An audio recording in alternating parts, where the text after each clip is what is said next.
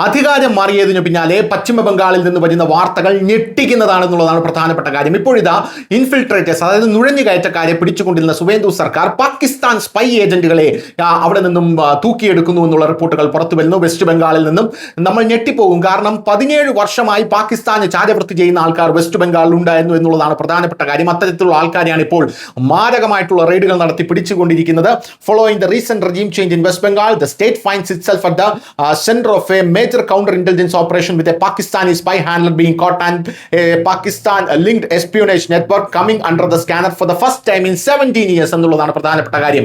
17 വർഷമായി അവിടെ പ്രവർത്തിച്ചുകൊണ്ടിരുന്ന ഒരു പാകിസ്ഥാനി സ്പൈയെ അവിടെ നിന്നും പിടിച്ചിരിക്കുന്നു. ഒരു മേജർ കൗണ്ടർ ഓപ്പറേഷൻ അവിടെ നടന്നിരിക്കുന്നു എന്നുള്ളതാണ്. ഇന്റലിജൻസ് ഓപ്പറേഷനാണ് അവിടെ നടന്നിരിക്കുന്നത് എന്നുള്ള റിപ്പോർട്ടുകൾ പുറത്തു വരുന്നു. The accused Safar Raiz alias Rizvi is alleged to have facilitated Pakistan handlers എന്നുള്ളതാണ്. അതായത് ഇയാളുടെ പേര് റാഫർ റിയാസ് അലിയാസ് റിസ്വി എന്നാണ് ഇയാളുടെ പേര്.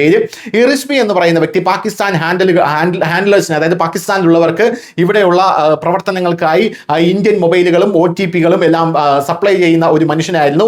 വാട്സപ്പ് അക്കൗണ്ട് വഴിയാണ് ഇയാൾ പ്രധാനമായിട്ടും ഇവരുമായി കമ്മ്യൂണിക്കേഷൻ നടത്തിക്കൊണ്ടിരുന്നത്. ഐഡന്റിറ്റി വാട്സപ്പ് അക്കൗണ്ട് വഴി മറച്ചാണ്, VPN ഉപയോഗിച്ച് മറച്ചാണ് ഇയാൾ കമ്മ്യൂണിക്കേഷൻ നടത്തിക്കൊണ്ടിരുന്നത് എന്നുള്ളതാണ് പ്രധാനപ്പെട്ട കാര്യം.